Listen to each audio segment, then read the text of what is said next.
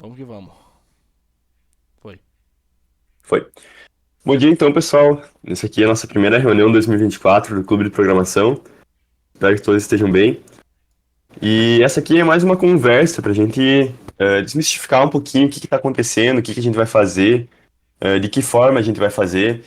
Então, daqui que está atualmente dentro do Clube de Programação, sou eu. Meu nome é Dalton. Tem o Henrique também. Dá um oi aí, Henrique. Ufa. O Lucas também está nos ajudando nessa etapa. E aí? E também tem o nosso sucessor, que era o antigo dono do clube de programação, o Leonardo. Bom dia, pessoal. Tudo bem? Eu não diria dono do clube, mas diria quem começou o clube, né? E agora que finalmente consegui passar adiante, agora que eu me formei, o projeto, porque a ideia do clube sempre foi algo ser algo de aluno PF para aluno PF, nós por nós, gurizada. Então, fico muito feliz aí que a gurizada tenha topado o desafio de assumir o clube de programação. Obrigado, Dalton, Henrique, Lucas e demais envolvidos. E assumir o protagonismo e a responsabilidade de vocês, né? De tocar esse projeto adiante e fazer o clube ser aquilo que sempre devia ter sido, né? Um projeto de aluno PF para aluno PF. Que vocês tenham muito sucesso nessa jornada, que vocês consigam fazer a máquina rodar aí por anos e anos e passando de geração em geração os conhecimentos e tudo mais sobre maratona e programação competitiva. Bom, já aluguei o tempo de vocês bastante, vou retomar a palavra pro Dalton. Isso aí, pessoal. Então, como o Léo disse, é um projeto de alunos para alunos. Nós estamos aqui para nos ajudar. E esse ano a gente trouxe uma cara nova um pouquinho para o clube, que o clube ele sempre teve um propósito muito sobre a maratona e sobre as competições. O clube tem um propósito de programação competitiva.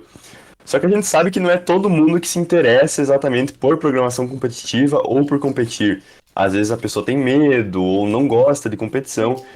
Então, a gente pensa que trazer o clube um pouquinho mais para perto, trazer para o pessoal poder aproveitar, para poder usar do clube, para trazer conteúdo, para falar com a gente, falar com os veteranos, ter algum problema em alguma disciplina, em algum, qualquer que seja, algum trabalho, a gente está disponível e a gente está aqui para ajudar vocês. A gente conhece muito de estruturas, de paradigmas, enfim, e qualquer questãozinha a gente é muito capaz de ajudar vocês. Seria bem interessante se a gente conhecesse vocês que estão aqui na Cal agora, acho que são poucos, mas se vocês puderem se apresentar e falar pra gente em qual semestre, de que curso vocês estão, seria bem legal pra gente se situar um pouquinho mais sobre o que falar aqui, sobre como a gente vai dar sequência. Se tu quiser puxar a frente, Jean. Sobrou pra mim. Então, então, meu nome é Jean. Atualmente estou no terceiro semestre. O que seria isso? De qual curso? A ciência da computação. Nice. Toma. Os outros aí, alguém se habilita? Vai lá, Fred. Alô, estão ouvindo? Sim, senhor. Tá, eu sou o Fred, tô no primeiro semestre, no caso, da ciência da computação. E Show de bola. O Henrique cobrou o irmão ao vivo, vocês viram como é que é, né? Tu vê quem que manda. tu vê.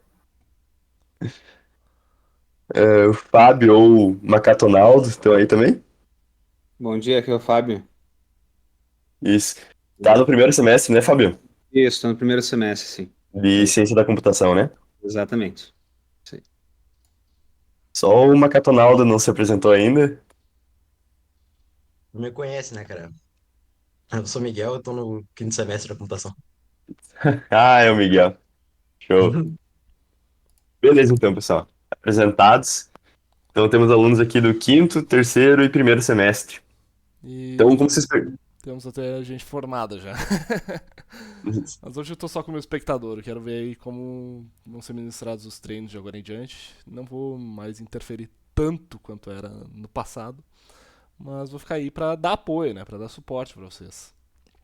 Então, como vocês percebem, né, é bem variado o pessoal que a gente lida. Até por isso, os treinos que a gente manda às vezes vão ter questões que não cabem ao seu nível. Por exemplo, alguém que está no nível 5 vai olhar para uma questão e às vezes vai achar muito fácil. E de mesma forma, alguém que está no nível 1 vai olhar para alguma questão e não vai fazer a menor ideia de como se resolver ela. Mas a gente vai sempre avisar sobre as questões que a gente manda, até que nível, se vocês quiserem tentar, se vocês quiserem fazer. Porque realmente é difícil a gente equilibrar um treino bom para todo mundo. Os níveis, querendo ou não, são bem diferentes do primeiro ao quinto, por exemplo. Então a gente vai tentando fazer algo para todos. A nossa ideia é justamente mandar esses treinos, gravar uma solução legal para vocês. A gente sabe que o primeiro semestre usa Python, então vocês ainda não conhecem o C++, e dali para frente a gente usa mais C++ mesmo, para programação competitiva. Nas maratonas, nossos times eles usam tanto Python quanto C++, então é importante saber das duas linguagens. A gente vai dar uma introdução para vocês de C++, vai mostrar como se programa e vocês vão chegar já no segundo semestre com o bruço, tendo estrutura de dados, vão chegar arrebentando. Vamos tentar ensinar alguma estrutura ou outra para vocês, mais simples, e a gente vai mostrando bem como funciona tudo. Eu vou compartilhar minha tela. Só um minutinho. Quem puder entrar aí, nós vamos mostrar como ficou organizado. Vou compartilhar aqui na transmissão, tá, Dalton? Sim. Tá, vou dar full screen aqui, vou compartilhar aqui no... Deixa eu botar aqui... Nós criamos então uma pasta aqui no nosso Google Drive, provisoriamente, para postar os nossos vídeos e soluções dos treinos que a gente manda. Então a gente compartilhou o link dessa pasta, resolução de treinos com vocês, tá lá na descrição do grupo. E nós vamos, cada treino que a gente enviar, a gente vai criar uma pastinha nova e organizar dessa forma. Bom, aqui a gente tem o treino 1 e tem o PDF do treino que a gente enviou. E aqui tem cada uma das questões que a gente mandou para vocês. São 7 questões, todas aqui. Bom, por exemplo, questão 1129. Se vocês entrarem aqui, vocês têm uma videoaula em Python para ela, tem uma solução em Python, uma videoaula em C++ para ela e uma solução em C++. É importante frisar que a gente focou bastante em tentar ensinar tudo sobre a linguagem. Então, se vocês se sentirem perdidos quando olharem essas aulas, olharem alguma estrutura que vocês não conhecem, vocês verem alguma sintaxe que vocês nunca viram, ou algo que a gente está fazendo que seja muito diferente para vocês, é importante que vocês nos falem, que a gente não tem problema nenhum em dizer para que serve, como a gente usa.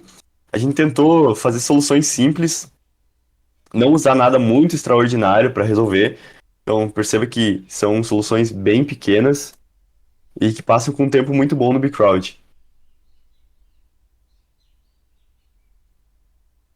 Se vocês forem olhando, a gente tem soluções para todas. Algumas o Otávio gravou, ele gravou em uma videoaula só para as duas linguagens.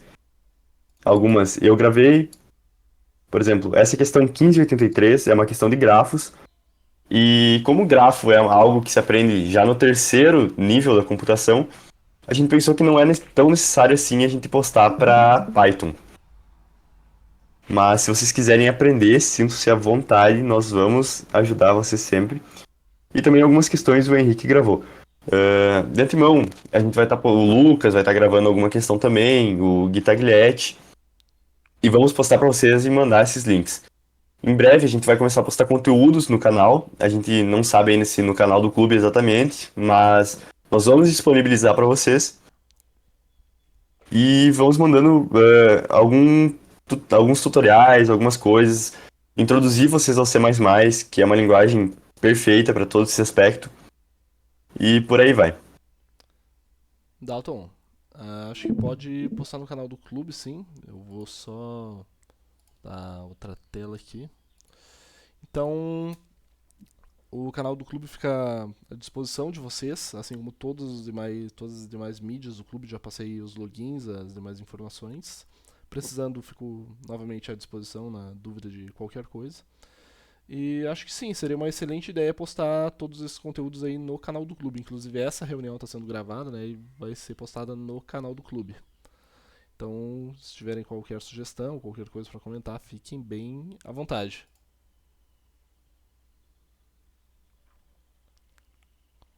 Ok. Pessoal, nós temos um recado sobre o treino passado que a gente colocou. Se vocês observarem a primeira questão dele, questão 1024, a gente classificou ela como fácil. Porém, depois de mandar para vocês, a gente percebeu que ela pode ser um tanto quanto desafiadora. O que acontece? É uma boa questão para a gente entender a escolha de linguagens para fazer uma questão ou outra. Em C++, que era a solução que a gente tinha, ela pode ser bem simples. A gente trabalha diretamente com a tabela ASCII e então basta somar os números e tá tudo bem, vai funcionar bem tranquilo. Porém, quando a gente vai resolver em Python, não é tão simples assim. O Python, ele tem... vocês talvez ainda não saibam, mas o Python ele é uma linguagem mais lenta que o C++. Ele é interpretado, enquanto o C++ é compilado. Então o C++ ele tá de pertinho do teu hardware, tá ali conversando bem no baixo nível. O C++ é uma linguagem muito performática, enquanto o Python já não é tanto assim. Geralmente, o Python ele tem um tempo maior para passar nos casos de teste, quando vocês forem submeter algum problema. Então, às vezes vai acontecer de vocês levar a TLE, que é o Time Limit Exceeded. E aconteceu também, quando a gente foi testar a solução em Python, fazer exatamente a mesma coisa que a gente fez em C++, aconteceu da gente levar um Time Limit Exceeded. Ou seja, a questão não passava porque não havia tempo. Eu vou compartilhar com vocês na minha tela novamente. E acessar a questão 1024. Aqui nós vamos entrar nas soluções dela. Bom, vamos levar em consideração essas últimas soluções aqui. Percebe que o tempo limite para essa questão era de 1 segundo. Mas para Python nós temos um tempo limite a mais de mais 1 segundo, ou seja, para Python são 2 segundos. A minha solução em Python passou em 1.930. Eu acho que o Otávio conseguiu fazer uma solução melhor, né, Otávio? A melhor que eu consegui ali foi até por isso que eu que fui gravar essa questão, acho que eu consegui 1.1. Mas assim, foi com muita luta. Eu demorei pra conseguir passar com 1.1. Testei uns 6 ou 7 algoritmos diferentes, pra falar bem a verdade pra vocês. Isso aí. Então, vamos analisar rapidinho como que a gente resolve essa questão e, às vezes, para vocês perceberem algo diferente. Bom, vamos ver o que que a questão pede. Tá. Bom, o nome da questão, né, é criptografia. E a gente recebe, então, uma string. A gente recebe, primeiramente, um inteiro, que é o número de casos de testes. E após a gente recebe uma string. Que pode ser uma linha, pode conter espaços em branco, enfim, pontos, caracteres, sem problema. O problema nos diz que a gente tem 3 passadas. Na primeira passada, todos aqueles caracteres que sejam letras minúsculas ou maiúsculas devem ser deslocadas 3 posições para a direita, segundo a tabela ASCII. A tabela ASCII, para quem não conhece, é uma tabela do qual todo caractere conhecido pelo nosso teclado, pelo menos esses 255 que tem aqui, eles são mapeados para algum número decimal, ou hexadecimal. A gente costuma usar números decimais. Ou seja, por exemplo, A maiúsculo corresponde a 65, B corresponde a 66, C corresponde a 67. Isso aqui é nativo nas linguagens de programação. Bom, como que a gente usa para resolver isso? Ele fala, na primeira passada, somente caracteres que sejam letras minúsculas e maiúsculas devem ser deslocados 3 posições para a direita. Ou seja, se a gente tiver um caractere A, nós devemos deslocar ele 3 posições para a direita, ou seja, 66, 67, 68. A vira D. Relativamente simples, tudo bem. Na segunda passada, a linha deverá ser invertida, ou seja, você deverá inverter a string. Perceba que, às vezes, inverter uma string que é muito grande pode ser custoso. E nesse caso dessa questão específica, você não precisa inverter a string exatamente, porque não vai fazer nenhuma diferença na sua solução por enquanto. Seria algo que custaria para o teu algoritmo, mas que é algo que só torna a string atual melhor para você visualizar. Mas se você escolher optar por não inverter ela, você economiza algum tempo e você pode pular direto para o último passo. Na terceira e última passada, todo e qualquer caractere a partir da metade em diante deve ser deslocado uma posição para a esquerda na tabela ASCII. Ou seja, da mesma forma, se nós tivermos um B ou qualquer outro caractere, porque agora não são apenas os caracteres alfabéticos, nós deslocamos uma vez para a esquerda. Se tivermos um B, vira A, se tivermos um A, ele vira um arroba, e assim por diante. Como que a gente resolve isso? Eu vou usar a minha solução por enquanto, que não foi tão performática assim, se o Otávio quiser explicar dele. Você quer usar a tua solução, Otávio? Eu posso continuar? Posso usar mesmo, que é um pouco diferente o pensamento. Eu Uhum. fui numa lógica. Deixa eu abrir ela aqui. Deixa eu Eu pegar vou aqui o deixar pra dashboard. ti aí que a tua solução é um pouquinho melhor que a minha. Aham. Mas vai seguir, claro, não é tão diferente, afinal é a mesma questão, né? Então, tipo assim, acaba caindo muitas vezes na mesma coisa. Mas a única coisa que eu fiz diferente da tua, eu vou compartilhar a tela aqui. Até no meu vídeo lá tá bem explicado, porque como a gente pegou essa questão e acabou ficando uma questão meio complicadinha assim pro pessoal que é mais novo, e não tem tanta experiência, eu fiz um vídeo bem explicado no geral assim sobre tudo, desde linguagem até, então ficou um vídeo gigantesco dessa questão lá. Mas se vocês querem tipo, aprender e tudo mais, eu recomendo. Não sei se tá muito grande, aí eu tá muito pequeno na transmissão. O código em si, Vírgula. é, o código em si é de boa, tá? Não tem muito problema. Eu deixei tudo explicado, essas questões aqui do Python aqui, pra quem não sabe ainda. No C++ também expliquei algumas coisas ali que a gente utilizou. Mas a minha lógica, vamos falar assim, de lógica na questão foi, pra mim melhorar o tempo dela, eu percebi que tu poderia, por exemplo, a parte que fala aí no terceiro passo, no segundo passo ali da questão, que seria, por exemplo, inverter a string, né? Posso até pegar a questão aqui. 1024 do Bcrowd.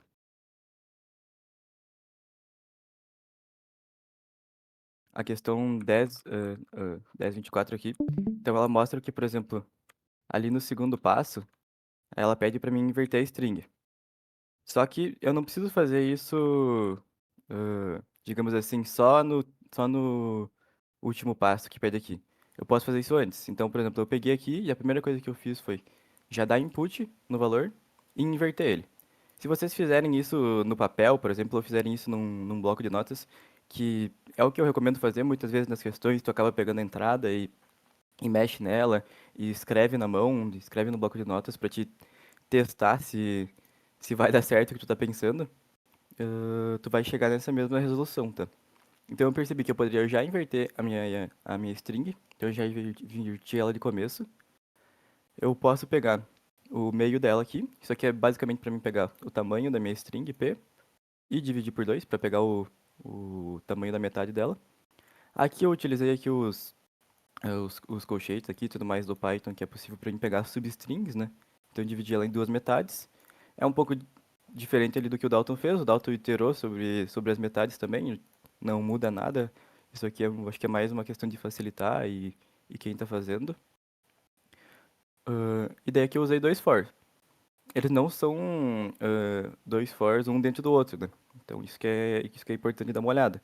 Não, se eu botasse dois fors um dentro do outro, aí eu poderia ter uma questão ali de otimização do algoritmo que não é muito bom. Então são dois fors separados, eles vão iterar cada um sobre uma das metades do algoritmo. Então é isso que às vezes tem que entender e lembrar quando tá vendo algum código, né? Então a gente tem o primeiro for, ele tá iterando sobre a metade uma da minha string que ela já foi colocada ao contrário, né? Então eu vou pegando os caracteres, Aí isso aqui é aquela questão que o Dalton falou, né? Em Python, que infelizmente no Python a gente tem que utilizar essas funções como a ORD aqui, que é para mim poder pegar o número decimal ASCII do meu caractere. Então o J, ele está iterando sobre cada um dos caracteres da metade 1, e aqui o AUX, ele está virando o valor decimal na tabela ASCII desse caractere. Aí a gente usa a função isalpha aqui para poder verificar se é a letra, né? Que é o que diz ali na questão. E o res aqui é só a minha variável aqui pro print, né? Ele começa vazio e vai aumentando caractere a caractere, ele vai sendo direcionado. E daí a lógica, por exemplo, dessa metade aqui. Como eu já inverti essa minha string, e tu olhar ali na questão, ele fala que na primeira passagem eu deveria deslocar tudo 3 posições para a direita. Então, no caso aqui, somando mais 3 no meu valor, que já está em decimal, posso deslocar eles 3 posições para a direita. Só que, como eu estou na primeira metade, e eu vou pegar tudo que não é caractere, tudo que não é letra, no caso, então os outros caracteres especiais, seja um ponto, seja um tio, seja qualquer coisa que tiver ali no meio, e eu vou deixar eles iguais. Então eu não vou mexer neles. Por isso que eu só vou mandar para minha resposta. Então só mais igual o J, sem nada.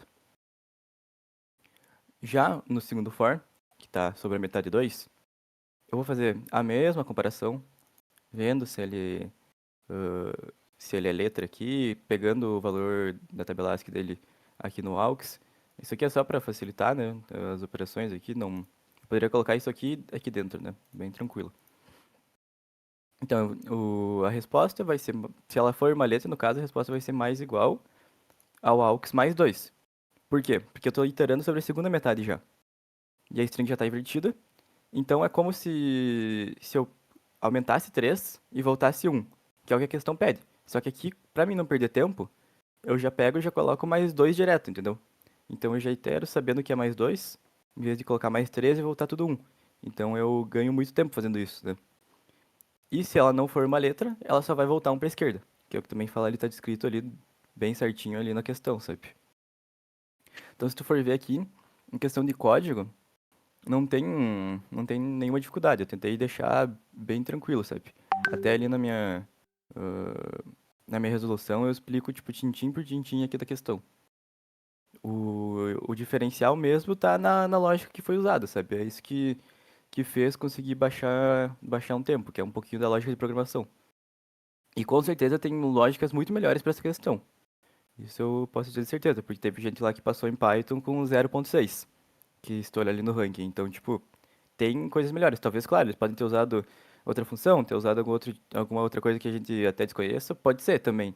Às vezes a lógica é a mesma, mas o cara usou alguma outra coisa mais otimizada. Mas eu acho que talvez tenha outras lógicas e outras formas de fazer, como a do próprio Dalton, que pode passar com mais tempo, pode passar com menos tempo, entende? Então pode ir testando. Não sei se tu quer que passe pela DC++ também, Dalton. Pode ser interessante pra gente, pelo menos, apresentar um pouquinho a linguagem, ver como funciona. Deixa as duas abertas aqui, que daí a gente vai dando uma olhada. Então aqui em C++, tá? Primeira coisa aqui do C++ pode ver que eu incluí 3 bibliotecas, né? O Python ele tem muita biblioteca padrão. Muita coisa eu vou fazer aqui com a biblioteca padrão do Python, então não vou precisar dar import em nada no Python. Cara, acho que na maioria das vezes, nas questões que a gente resolve, tu dá um import math no máximo, alguma coisa assim, que é a biblioteca de matemática do Python. Até o Dalton pode me ajudar, mas eu não lembro se tem mais alguma outra biblioteca que a gente usa no Python, muito assim, pra fazer essa questão. São poucas comparadas com o C++. Tipo, dificilmente a gente dá import em alguma coisa, né, eu acho. Dificilmente. Então, no C++, claro, isso não quer dizer que é uma coisa ruim, tá? É só questão de que tem que incluir a biblioteca. A gente podia incluir o bits std aqui e tudo mais, não sei se o Dalton e o pessoal que resolveu as questões ali, eu não vi todas as resoluções do pessoal ainda, incluiu o bits lá, que é uma biblioteca que inclui todas as bibliotecas junto. Eu quis incluir uma por uma aqui só para deixar especificadozinho, sabe? O que eu usei no código. Então, talvez se vocês forem ver a resolução do pessoal, vai ter só uma biblioteca incluída que é a Bits, porque ela é uma biblioteca que inclui as outras bibliotecas. Mas eu acho que o pessoal deve ter explicado isso aí nas resoluções. Enfim, então eu usei o IOString, que é pro CIN, cout e printar os valores. A biblioteca de string, que tu não é obrigado a incluir, mas é recomendável. E a biblioteca do algoritmo, que é para utilizar algumas outras funções aqui que eu usei no código, que ela é bem interessante, tem muita coisa nessa biblioteca, tipo, muita coisa mesmo. Eu usei o namespace std aqui em cima, vocês vão aprender melhor quando estiver fazendo C++ e tudo mais, o que são os namespaces no C++ e por que tu precisa declarar o std aqui se tu não quiser ficar digitando, tipo... Senão se eu não declarasse o namespace std dele em cima, eu teria que ficar declarando que ele é do namespace std atrás dessa forma em cada um do CIN, cout e das bibliotecas aqui que eu usei aqui em cima, tá? Então eu preferi deixar sempre a legibilidade do código e a gente não tá fazendo um código, digamos assim, empresarial. Nós estamos fazendo um código que ele precisa funcionar e ser rápido. Então não tem por que ficar declarando em cada uma das funções aqui. CIN no N, mesma coisa que tem no Python. O N vai ser o número do caso de testes. E aqui é uma coisa que eu expliquei lá no vídeo, que é a questão do CIN.ignore. Por que eu estou usando isso? Porque eu estou usando o getLine aqui embaixo. O getLine serve para eu poder pegar a linha inteira. Então, sei lá, eu vou dar um input que é teste, espaço, 3, por exemplo. Isso aqui, se eu usar um CIN normal, pode testar, que seria a entrada que quase sempre tu vai utilizar aí para dar entrada em variável via terminal no C++, tu vai perceber que ele não vai pegar esse espaço. E ele vai cortar o 3 fora. Porque ele entende que o espaço seria, tipo assim, o fim para ele. Deu espaço, ele vai pegar até o espaço. E vai dar fim e aquilo ali vai se perder os caracteres. Ou se tiver um C embaixo, vai ser pior. Ele vai pegar e vai comer pro C embaixo. Vai ficar esperando no buffer. A mesma coisa acontece aqui. Quando eu dou C em N, eu dou um Enter no meu teclado. E isso fica no buffer. Fica no buffer ali, vocês durante a faculdade vão entender muito mais o funcionamento de buffer e tudo mais, o que que impacta, o que que é esse buffer do teclado que fica ali. Mas enfim, esse ignore pega esse valor que ficou do buffer e, digamos assim, joga fora. Aí eu posso utilizar então o getLine, porque senão o getLine ia pegar esse valor do buffer para ele, porque o getLine pega tudo. Qualquer coisa que tiver ali na linha que eu der, o input ele vai pegar tudo. Então, basicamente, esse getLine, eu vou pegar o valor da string p. Então, é só uma entrada diferente que tem que usar aqui no C++. É uma questão que é uma coisa que pode dar bastante problema quando tu estiver fazendo uma questão que tiver um input com espaço no C++ e que tem que cuidar. Tipo, talvez tu vai começar a dar erro na tua questão e tu não vai saber o que que é, mas é simplesmente isso, tá? Tem que cuidar bastante. Aqui eu faço a mesma coisa que eu fiz no Python, que é o reverse. O que é a função reverse? Ela basicamente vai inverter a string. Eu utilizei aqui dois iterators, tá? Essa função, ela precisa de dois iterators, que é para o início da minha string e o final da minha string. Basicamente, tipo assim, eu tô passando a posição inicial da minha string e a posição final da minha string. É isso que vocês precisam saber por agora. E a função reverse precisa que seja iterator. Não posso passar, tipo, P0 e P10. Não, tem que ser o iterator sobre a string. O int t é tamanho da string, p.size. O int m vai ser só o t dividido por 2, só para me guardar aqui que eu vou usar depois. A mesma coisa aqui do Python, eu vou pegar as substrings, né? Então eu vou pegar a metade 1 de 0 a m e a metade 2 de m a t, também bem fácil, vou dividir em duas metades a string. E aqui os fors cai basicamente na mesma coisa, tá? É o for aqui, na primeira for, ele vai ter o mais 3 se ele for letra, se ele não tiver, ele vai ficar igual. No segundo for, se ele for letra, ele vai ter mais 2, se ele não for, menos 1. E no cout, vou dar o cout aqui na resposta, e o contra barra n, que é para mim poder printar então a quebra de linha aqui no C++. Pode ver que eu tentei, nas minhas resoluções, e o pessoal também tentou fazer isso, é manter o mesmo padrão de código, e tentar utilizar sempre as mesmas funções e a mesma formatação, tanto em Python quanto em C++. Porque eu acho que facilita muito, para quem não conhece as duas linguagens, até poder olhar uma e aprender um pouco da outra linguagem, né? Traçando aquele paralelo. Ah, tipo, isso aqui é equivalente a isso aqui no Python. Ah, que legal. Então, tipo, já aprendi, sabe? Essa foi a nossa ideia aqui enquanto a gente resolvia as questões. Vocês têm mais alguma coisa pra falar daqui? Não, isso aí. E o pessoal que tá iniciando, né? O C++ ele pode parecer meio assustador. É, chama bastante funções aí, por exemplo, tu falou de iterator, a rapaziada deve estar se perguntando o que é um iterator. Falar a verdade, nem eu sei direito. É difícil. Mas, assim, é uma linguagem que você se acostuma. Ela pode parecer difícil, pode parecer assustadora, mas logo vocês estão dominando ela. E como eu disse, a solução em C++, ela acabou para nós sendo bem mais simples do que a solução em Python. Ela pode parecer assustadora, mas ela é mais simples e é um pouquinho. Ela parece não ser tão amigável, mas ela é. É só questão de tu entender a linguagem e utilizando ela, tu já vai percebendo que cara, nada que eu fiz isso aqui é um, é um bicho de sete cabeças. É só questão de aprendizado de linguagem. O Python ele é mais fácil porque ele parece ser é mais legível, vamos dizer assim, as linhas aqui do código. Mas é muito fácil. Não fiquem com medo do C++. Fiquem com medo do Java. Java é triste. Gente, Triste, cara. deixa eu só fazer um parênteses rápido aqui. O que é um iterator, né? O iterator, nas palavras do professor Brusso, se não me engano, é basicamente um ponteiro inteligente. Então, isso aí vocês vão ver melhor aí em estruturas de dados, com o Brusso ou com quem quer que ministre a disciplina, mas o iterator é basicamente isso, ele é um ponteiro inteligente. Um ponteiro é uma variável que guarda um endereço de memória, mas acho que por enquanto de explicação técnica deu, vou deixar para vocês lidarem com isso mais pra frente, né? Então, e só fazendo um parênteses aí, as linguagens aceitas, pelo menos na maratona aí no ICPC, que é a Maratona de Programação a Nível Mundial, são C, C++, Java, Python e Kotlin. Então, Java, assim, é contra-recomendado porque é muito verbosa, muito lenta também para esse tipo de competição. C e C++ é um meta absoluto, assim, C++ é um meta absoluto. Python é viável. Kotlin não sei, quase ninguém usa porque é uma adição recente, mas quem quiser se aventurar talvez seja legal assim só pela brincadeira, mas se for para tryhardar eu iria de Python ou C++. O que eu acho que é legal essas questões também, acho que a gente até tinha comentado lá no grupo, cara, eu tenho essas duas resoluções aqui em C++ e Python.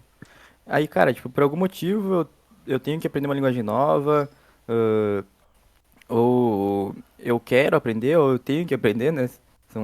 Tem esses dois pontos. E, sei lá, eu quero aprender R agora. Eu posso pegar essa minha resolução aqui e tentar passar pra R. E vamos ver o que vai dar, entendeu? E é bom que tu já tem essa base grande de resoluções, de questões que tu vai formando. E daí depois, quando tu vai resolver o problema em outra linguagem, fica mais fácil. Daí tu vai entender o que que isso aqui é nessa outra linguagem, sabe? Então acho que isso é legal, às vezes, pra quem quer aprender uma linguagem nova e ir testando. Porque no Bcrowd ele aceita praticamente tudo. Então, se tu não pensa em ir pra maratona e programar competitivamente, cara, tu pode fazer na linguagem que tu quiser. E, e tem até as linguagens que são meio meme, assim, o pessoal fazendo. Então, vai de cada um, né?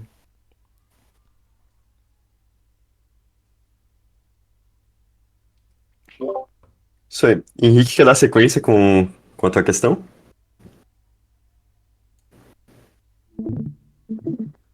Cara, pode ser. Eu acho que vou mostrar da cifra de César, então. Isso, que ela tem um conteúdo um pouquinho diferente, que já seria um vetor circular. O Henrique vai explicar para vocês o que é um vetor circular. É só eu lembrar qual que era o número, era 1012,53, né? Não sei, deixa eu dar uma olhada.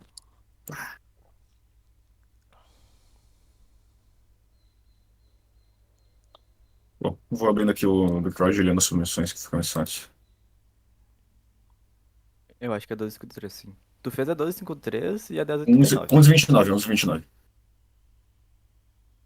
certo? Vou compartilhar minha tela. 11,29. Não, 11,29 é leitura ótica. Eu acho que é O loop 10,89. musical é 10,89. Gente, 10,89, 10,79. Aqui, certo? nice. Diga. Mostrar minha solução em C. Vou deixar uma Compartilhar minha sugestão tela. aqui para os próximos treinos, que é a gente transmitir eles ao vivo no canal do clube. Assim, quem não puder comparecer à reunião, quem quiser assistir, pode mandar comentários ou assim, tirar dúvida. O que vocês acham? Não, pode ser. Se tu tiver disposto a ir ajudar nós, a gente. Tipo, É que dá menos trabalho que quanto mais- gravar e fazer o upload depois. Não, Isso. quanto mais conteúdo tiver, é bom, né? Certo? Não tem mistério. Só dá um Então- zoom aí, tá, Henrique? Porque Tá pequeno? não é que tá pequeno, é que aqui na gravação fica um pouco borrado, agora melhorou. Então, agora eu vou mostrar a solução para vocês do Pi 1089. Só dando uma recapitulada, vocês provavelmente já leram. Ele te dá um monte de valores que vão simular como se fosse a magnitude da onda. E tu tem que comparar um valor com seus vizinhos para ver se ele é considerado um pico ou não. E no fim, só printa a quantidade de picos. Porém, todavia, entretanto, tem que tratar isso aqui como um vetor circular. Ou seja, o primeiro valor, à esquerda dele, tu tem que considerar que tem o último. E a mesma coisa, o último, à direita dele, vai estar o primeiro. Certo? A maneira como a gente usa para simular isso aqui nessa solução ficou bem simples. Vou até puxar aqui o código. Estão vendo o meu VS Code aqui? Sim, tá vendo? Deixa eu ignorar essa parte aqui. Certo? Como ele é um valor, como o final das leituras é dado por um valor zero, a gente coloca um while true, lê um valor n, e se n for zero, a gente só quebra o laço e vai pro return zero da min. Certo? A gente vai inicializar um vetor de tamanho n. E só um parênteses, para quem está no primeiro nível e não conhece exatamente o que é um vetor, seria a mesma coisa que a lista do Python. É basicamente a mesma coisa. Certo? Na verdade, não é nem um vetor, é uma array aqui, né? Tamanho estático. E a gente vai ler os valores que vão ir na nossa array. Certo? Vamos inicializar o contador. E aqui que começa a parte mais da lógica dessa aplicação. A gente inicialmente já vai comparar o primeiro elemento com o segundo elemento e o primeiro elemento com o último elemento. E um pico ele pode ser dado tanto por um elemento cujos dois vizinhos são maiores que ele ou menores que ele. Então a gente vai comparar essas duas situações, certo? A gente usa aqui o operador AND e aqui o operador OR, certo? Caso seja uma condição verdadeira, a gente incrementa o contador. Voltamos para outra aqui. A gente faz a mesma coisa, só que agora considerando agora considerando o último elemento. Vamos comparar o último elemento com o primeiro e o último com o penúltimo. Fazemos a mesma coisa caso eles sejam menores e incrementamos. E depois a gente vai iterar sobre todos os valores que restaram na nossa array. Então a gente vai inicializar o i. Eu não sei se vocês entendem isso aqui, porque no JavaScript a sintaxe é bem similar. Mas basicamente é onde inicia, até onde vai e o que acontece ao fim de cada repetição. Então, para i iniciando em 1, enquanto i for menor do que n menos 1, e a cada iteração i aumenta em 1. Certo? A gente compara o elemento no índice i com o elemento no índice i menos 1, que vai ser o seu vizinho anterior, e o vetor no índice i com o vetor no índice i mais 1, que vai ser o seu elemento subsequente. mesma coisa que uma cláusula OR, e a gente verifica se é menor. Caso seja, incrementa o contador, e ao fim de tudo, printar o contador. Não é uma solução muito complicada, fácil até de entender, e não sei se tem muito mais o que dizer, se alguém tem alguma dúvida. Isso, o pessoal que tá assistindo aí, se vocês perceberem algo que vocês não conhecem, que tá ficando difícil ou que não entenderam na explicação, pode abrir o microfone, interrompe a gente. A ideia é a gente conversar mesmo e a gente ver quais é que são as dificuldades de vocês, o que que tá acontecendo. Fiquem bem à vontade.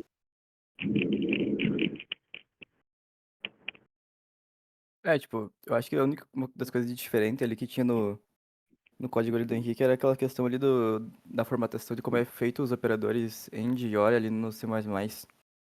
Se vocês for verem ali, por exemplo, o OR, ele é apresentado ali pelas duas barrinhas e tudo mais. Não sei se vocês já chegaram a ver isso. Mas basicamente ali ele tava botando que era AND e OR alguma coisa, né? Como se vocês tivessem. Vocês estão fazendo lógica agora, já quem tá nos primeiros semestres. Então, tipo, já deve estar entendendo mais ou menos o que que é um AND, o que que é um OR e o que que quer dizer cada um deles, né? A única questão ali é que no C++ eles são representados por. Não só no C++, né? Em diversas outras linguagens também. Eles são representados daquela forma. Vamos ressaltar que também tu coloca sempre dois elementos se tu quer fazer uma operação lógica, porque se tu colocar só um elemento, por exemplo, do AND ou do OR, tu vai fazer um OR e um AND bit a bit. E daí pode ser que em alguns resultados, uns casos muito específicos, as operações te deem resultados diferentes. Mas, então é isso. Sempre colocar a boa prática dobrado. Mesmo que o resultado for igual, vai ter um caso que pode vir a dar uma cagadinha. Isso aí, mas isso aí já é conteúdo um pouquinho mais pra frente, vocês não precisam se preocupar com isso por enquanto. No Python, vocês usam AND, eu não sei se vocês já aprenderam os operadores lógicos, AND e OR. Tem o NOT também, que vocês vão usar bastante. No C++ ele é representado por uma exclamação e acaba sendo bem simples. Na maioria das linguagens é representado da mesma forma, tal qual no C++, com dois E's comerciais, ou duas barras para representar o OR e a exclamação para representar o NOT. Se eu não me engano, existem Python e mais algumas duas linguagens mais famosas que usam AND e OR por escrito, ou NOT. E é mais isso. Bom, eu vou apresentar agora a questão 1087. E eu acho ela uma questão interessante, porque ela pode mostrar para vocês a capacidade de vocês abstraírem uma questão e entenderem uma lógica para facilitar um pouquinho mais ela. Bom, a questão da dama, você tem um tabuleiro de xadrez com várias peças e você tem uma dama no meio do tabuleiro que está sozinha e ela quer ir para alguma posição. Então, tu tem alguma posição, 4-4 representa a posição da dama, por exemplo, ela está na casa 4, da linha 4, da coluna 4, e ela quer chegar na casa 6 e 2. Bom, a primeira coisa que você tem que perceber, antes de começar a codar, botar a mão na massa, é como que tu vai resolver esse problema. Bom, se tu olhar para o tabuleiro, se tu olhar para as soluções aqui, nós temos apenas três possibilidades. Ou a dama ela já está exatamente na casa onde ela quer chegar, ou seja, ela não precisa se mover, então são 0 movimentos. Ou ela está na mesma coluna de onde ela quer chegar, ou na mesma linha, ou em uma diagonal de onde ela quer chegar. Então, isso levaria um movimento. Pode ser que a dama esteja em uma casa da qual ela não consegue chegar em um movimento. Porém, você pode perceber que ela pode chegar com 2 movimentos a qualquer lugar do tabuleiro. Por exemplo, se ela chegar aqui, basta ela primeiro subir uma linha e depois ela já está na mesma linha e então ela leva mais um movimento. Então as respostas elas se baseiam em 0, 1 e 2. Bom, em Python, vocês conseguem ver meu VS Code? Uhum. Em Python, acaba sendo bem simples essa solução. como são vários casos de teste, eu declaro um while true, declaro as minhas variáveis, eu declarei como x dama, y dama, x destino, y destino. Usei um map, que é para mapear para cada uma dessas variáveis aqui, o que eu estou lendo. Declaro que eu estou lendo um inteiro, que tem o meu input, e o ponto split, que separa o meu input nas variáveis que eu estou lendo. Meu primeiro teste, então, é para ver se eu continuo lendo, porque quando a entrada tem 4 zeros, eu devo parar de rodar meu programa. Então, eu testo se tudo é igual a zero. Se for, aqui temos o operador lógico AND. Então, se dama é igual a zero, y dama é igual a zero, x destino igual a zero, y destino igual a zero, eu quebro minha execução e o meu programa para de rodar. Bom, o que a gente vai testar primeiro? Se a dama está na mesma casa do destino dela. Ou seja, ela não precisa se mover. Então, se o x da dama é igual ao x do destino e o y da dama é igual ao y do destino, eu posso printar zero, porque eu já estou na minha casa de destino. Como a gente opera aqui com condicionais, perceba que se eu não cair nessa condição, eu vou passar para essa. Ok? O que muda dessa linha para essa linha aqui? Apenas o operador lógico. Bom, eu testei se essas duas condições são verdadeiras. Não são. Bom, uma delas ainda pode ser verdadeira. Ou seja, ela pode estar ou na mesma linha, x dama igual a x destino, ou na mesma coluna, y dama igual a y destino. Não sei. Só que se eu testar usando um OR, se apenas uma delas for verdadeira, vocês devem estar estudando isso em lógica, se apenas uma dessas condições for verdadeira, isso aqui vai ser considerado verdadeiro e eu vou entrar nessa condição. Ou seja, se x dama for igual a x destino, significa que eu estou na mesma linha. Ou y dama igual a y destino, significa que eu estou na mesma coluna. Estando na mesma linha ou na mesma coluna, eu levo um movimento. Agora chega talvez a parte mais difícil do código, que seria testar uma diagonal.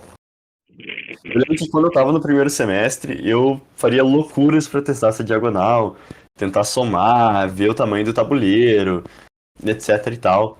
Mas às vezes acaba sendo bem mais simples do que a gente pode imaginar. Bom, a diagonal, ela tem uma propriedade que ela sempre vai estar equidistante das minhas posições. O que eu quero dizer com isso? Suponha que a gente tem um x e um y para nossa dama, que a gente tem, e a gente quer testar se algo é diagonal a ela. Vamos testar, por exemplo, essa casa aqui de cima. Perceba que a nossa casa, o x dela, está 2 posições distantes do x da minha dama. Ou seja, ela subiu 2 casas. Para que ela seja considerada uma diagonal, se o x está distante 2 casas, o meu y precisa obrigatoriamente estar distante 2 casas também. Ou seja, x está distante 2 casas do meu original, y também está distante 2 casas do meu original. Sempre que esse valor de diferença for igual, quer dizer que eu estou em uma diagonal. Como eu testo isso? Bom, a gente poderia fazer só x dama menos x destino e testar se é igual a y dama menos y destino. Porém, às vezes isso aqui pode nos retornar um valor negativo de um lado e um valor positivo do outro. Por exemplo, aqui vai dar 2 e aqui vai dar menos 2. Mas nós temos uma questão que essa diferença acaba sendo igual dentro de um tabuleiro. Até porque nós temos 4 lados para considerar, né, os 4 quadrantes. Então nós podemos ter números positivos, negativo, positivo, negativo, negativo e positivo e negativo. Então a gente precisa do valor absoluto dessa subtração. Para isso a gente usa a função do Python ABS, que nos retorna o valor absoluto. O que o ABS faz? Se você passar um menos 2 para ele, ele vai te retornar um 2. Se você passar um 2, ele te retorna um 2 também. Ele é quase como um módulo, ele te retorna o valor absoluto daquilo que tu está passando, que é a diferença para zero. Ou seja, tu passando um menos 4, ele vai retornar 4, passando um menos 5, retorna 5, e por aí vai. Se a gente testar isso, a gente sabe que a gente está numa diagonal, portanto, a gente também leva um movimento apenas para conseguir passar disso. Caso a gente passe por todas as condições e não tenha conseguido ainda, não tenha caído em nenhuma delas, com certeza a gente não está na mesma linha, nem na mesma coluna e nem em uma diagonal. E como a gente consegue chegar em qualquer casa do xadrez usando dois movimentos, a gente usa um else print 2.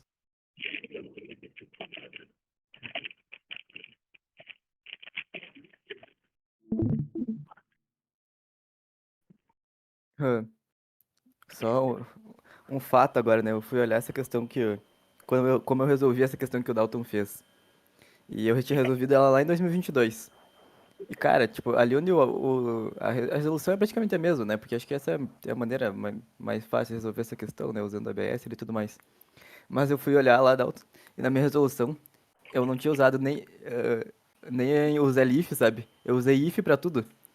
Então ele testa todas as condições todas as vezes que ele passa pelo código, sabe? Então essas são algumas coisas assim que é legal pro cara ver a evolução, assim, é tu pegar uma questão que tu resolveu há muito tempo atrás e dar uma olhada. Tu com certeza vai achar alguma coisa meio burra assim que tu fez quando tu resolveu. Isso, gurizada. Se vocês quiserem mandar os códigos de vocês pra gente, eu não sei se vocês conseguiram fazer alguma questão, talvez sim, talvez não. As questões podem ter sido meio difíceis, mas se quiserem mandar os códigos pra gente, a gente vai dar uma olhada, vai falar, pô, por que que disso, por que que daquilo, e a gente vai melhorando a capacidade de programação de vocês, e às vezes, claro, no primeiro semestre a gente fazia bastante coisas que às vezes não fazem sentido de um ponto de vista da programação. Hoje em dia a gente tem um olhar mais crítico sobre isso, a gente sabe olhar para um código e ver, pô, precisa fazer isso, não precisa fazer isso. Então seria bem legal se vocês mandassem soluções de vocês pra gente, a gente vai dar um feedback, vai dizer, pô, isso aqui pode, isso aqui não pode. E vamos tendo essa interação bem legal, que eu acho que vai ser bem válido.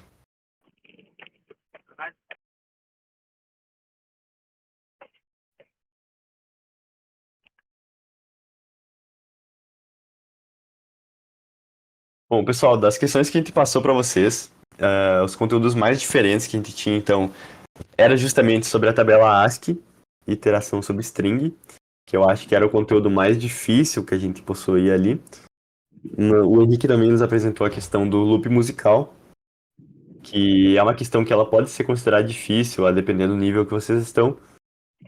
Então, comparar um vetor, uma lista, o início com o fim com o início, às vezes pode ser um pouquinho difícil de pensar, mas espero que a gente tenha conseguido deixar um pouquinho mais claro para vocês.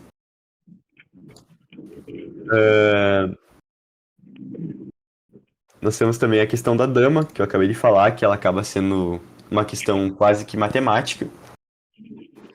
E a única questão diferente que a gente não citou aqui é a questão da contaminação, que é uma questão de grafo, é um pouquinho mais avançada, mas tem a solução lá na nossa pasta, bem explicadinho para vocês entenderem como ela funciona, o que é um grafo, como contamina-se um grafo e por aí vai.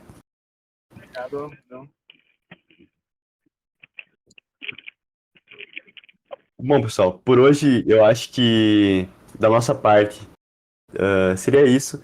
Foi mais uma conversa, mostrar um pouquinho do que a gente faz, o que a gente quer fazer. Eu não sei se algum dos guris tem alguma coisa para falar ainda. Cara, eu acho que é isso aí. Acho que hoje foi essa primeira reunião. A questão lá dos vídeos, eu acho que é muito importante se vocês quiserem aprender e quiserem dar uma olhada, porque realmente, tipo, vai ajudar vocês aí durante a faculdade, tá? Se vocês estão nos primeiros semestres e tudo, eu tenho certeza que isso vai ajudar vocês. Tipo, não tô nem dizendo com aquele papo de professor que fala, tem que fazer isso aqui, tem que fazer aquilo lá. Não, cara, realmente vai ajudar vocês nas matérias. E eu peço desculpa também, tipo, cara, a gente tá nos vídeos ali, por exemplo, eu teve umas duas, três partes ali nos vídeos que eu me atrapalhei e dei uma enrolada e voltei a explicar, sabe? Porque acho que é a primeira vez que a gente grava vídeos assim e tudo mais, então pode ser que o cara não tava tão solto, não tava assim, mas acho que a gente vai tentando melhorar com o tempo. Isso aí, pessoal. Alguém tem alguma dúvida, alguma pergunta, um comentário a fazer? Sinta-se à vontade. Posso falar, Dalton? Pode. Cara, gostaria de agradecer aí imensamente ao pessoal que decidiu tocar adiante a iniciativa do Clube de Programação PF. É uma alegria imensa, assim, quando eu conversei com o presidente do diretório acadêmico, o Lucas Faquineto, e ele me falou que vocês estavam dispostos a assumir o clube esse ano. De agora em diante, eu tenho a certeza de que o projeto não vai morrer, de que vai seguir adiante. E, cara, é isso. Vocês têm todos os recursos e toda a capacidade disponíveis aí para fazer esse projeto ficar cada vez maior e fazer toda a UPF vir junto conosco. Então, confio a vocês aí o destino da UPF na programação competitiva.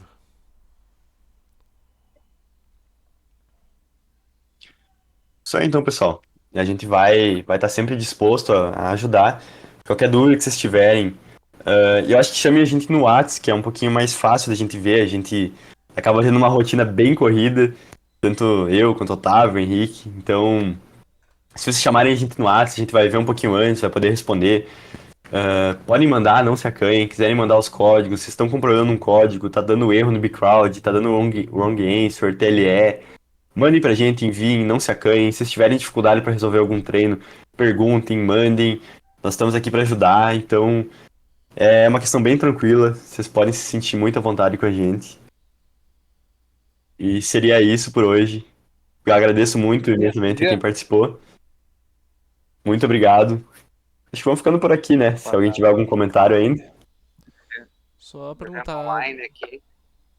Do cara acordar cedo não é no. Acordar cedo é brabo. Dalton, quando que vão ser as próximas reuniões do clube?